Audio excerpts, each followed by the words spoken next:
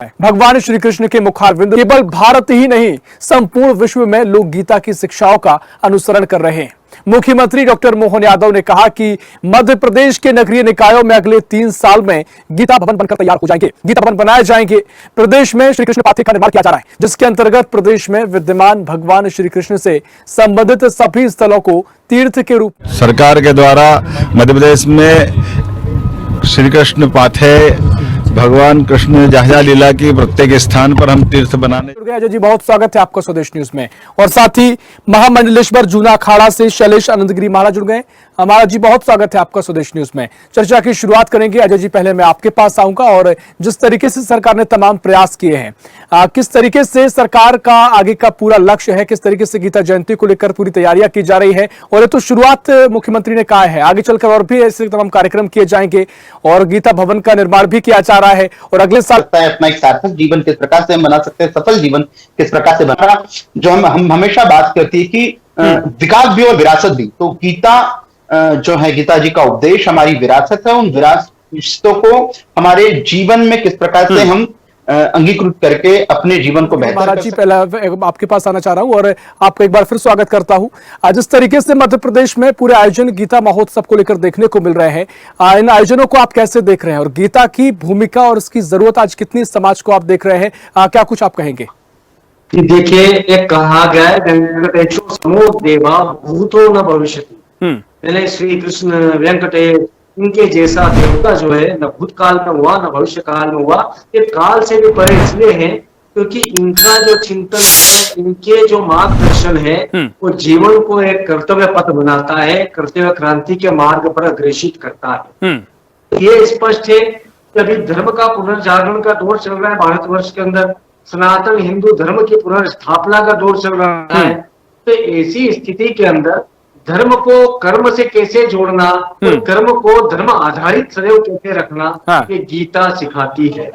और यही स्पष्टता जो है मोहन जी के स्वयं के चिंतन के अंदर आई, क्योंकि हम जो जिस नगर से आते हैं उज्जैनी से, वहां पर उसे हम वैज्ञानिक, सांस्कृतिक, साहित्यिक, धार्मिक राजधानी कह सकते हैं भारतवर्ष की। क्योंकि वहां पर जब हमने बात करी थी आज से करीबन विद्यार्थी काल के अंदर, छात्र राजनीति के समय पर, तो हमने बात करी थी कि विक्रमादित्य के जो रत्न थे, आर्यभट्ट थे, शंकु थे, पलक थे, इनके नाम पर कोई बृहद आयोजन होना चाहिए। तो उन्होंने विक्रम उत्सव, विक्रम सम्मान का आयोजन किया। तो मोहन जी का, मुख्यमंत्री जी का एक जो चिंतन है, वो सदैव सटीक रूप से इम्प्लीमेंटिव रहा है। वो सिर्फ और सिर्फ उसके R&D के अंदर इतना समय नहीं लगाते, क्योंकि ये तो प्रकृति के द्वारा प्रदत्त है, ऐतिहासिक प्रदत्तता है हमें कि गीता का महत्व क्या है। तो यदि प्रत्येक नगर के अंदर गीता भवन का स्थापित होता है तो निश्चय ही मानवता को इससे बड़ा लाभ होना है, क्योंकि गीता एकमात्र ऐसी जगह है, एक ऐसा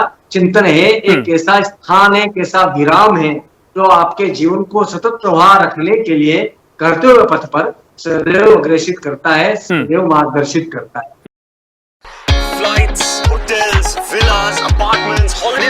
सदैव मार्गदर्शित करता है। जी, निश्चित तौर पर देखिए, आज की जो जीवन शैली, आपने महत्वपूर्ण जिक्र किया, आज की जो जीवन शैली है युवाओं की, या फिर जिस तरीके से एक भागम भाग की जिंदगी देखने को मिलती है, गीता का महत्व, कम से कम गीता वो शांति प्रदान कर सकती है व्यक्ति के, कि आप जो भी अपने सांसारिक कार्यों में लगे रहते हुए इस तरह का गीता के साथ अगर आप ज्ञान के जरिए आगे बढ़ते हैं तो मुझे लगता है आप एक पूर्ण रूप से आगे बढ़ते हैं। तो किसका महत्व कितना आज हो गया है और इस तरह के अगर कार्यक्रम आयोजन किए जाएंगे तो इससे कितना बदलाव आएगा? या फिर क्योंकि कहा जाता है कि गीता हर घर में है, ज्ञान सबको मिलता रहा है, लेकिन मुझे लगता है कि आज भी उसकी बहुत जरूरत हो गई है, क्योंकि उतना ज्ञान लोगों के पास नहीं पहुंच पाया। लोगों ने कहीं ना कहीं पुरानी चीजों को छोड़ना शुरू कर दिया है। लोग सांसारिक रूप में इतने उलझ गए हैं जिसके चलते बहुत संभव चीजें नहीं हो पा रही। आप कितना महत्व इसका देख रहे हैं, कितनी जरूरत देख रहे हैं?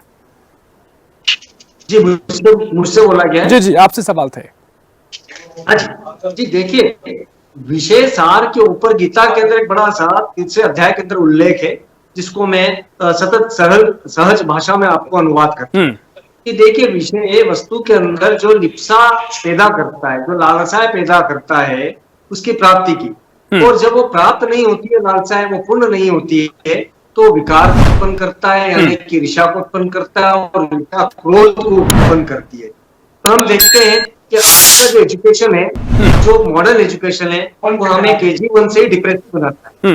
मैं देखता हूँ मेरे पास आने वाले 4-5-6 साल के बच्चे वो अपने आप को डिप्रेशन के अंदर एक्सप्रेस करते हैं। हाँ। तो ये देखा है किंडरगार्टन से लेकर के तो PhD लेवल तक के लोग, यहाँ तक कि 80 साल तक के लोग अवसाद से ग्रस्त हैं, क्योंकि उन्हें राइट शिक्षा नहीं है, उन्हें बिल्कुल सटीक मार्गदर्शन नहीं है। हमने जब बात की, जब बुक्स की एक समीक्षा बैठक हुई थी, उसके अंदर एक प्रस्तावना करी थी कि मोरल साइंस के रूप में, नैतिक शिक्षा के रूप में यदि हम विवेक चूड़ामणि को, जैसे पंचतंत्र चलता था, विवेक चूड़ामणि को इंट्रोड्यूस कर देते हैं, या गीता को हम किसी भी तरीके से एक मॉड्यूल के रूप में, एक विषय सार वस्तु के रूप में प्रोस्पेक्टस के अंदर इंक्लूड कर देते हैं, तो निश्चय ही हमारा विश्व का जो मार्गदर्शन करने की क्षमता है वो पुनः विकसित हो जाएगी, क्योंकि हमारे अंदर अवसाद नहीं रहेगा, अतिरिक्त अतिशय रूप में क्रोध नहीं रहेगा, ईर्ष्या नहीं रहेगी, बल्कि समाज के लिए जन कल्याण का भाव रहेगा। तो गीता के अंदर वो समस्त वेदों का अर्घ है।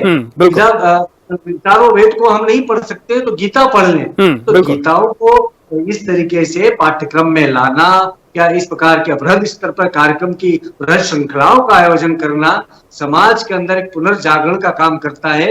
और आपने सुना होगा कि हिस्ट्री ऑफ रेनेसेंस जब हुई थी, पुनर्जागरण का जब दौर था, इस समय पे भक्ति आंदोलन का दौर था, ये एक तीसरा आधुनिक काल का एक ऐसा दौर प्रारंभ होता हुआ मुझे दिख रहा है, जिसके अंदर हमारे वेदों की प्रतिष्ठा, हमारे सनातन धर्म की प्रतिष्ठा और विश्व के भी अंतर सभ्यताओं के जो क्लेश है उनको भी ऊंचा उठता हुआ हम देख रहे हैं। इजराइल में देख रहे हैं, यूक्रेन में देख रहे हैं, बांग्लादेश में देख रहे हैं।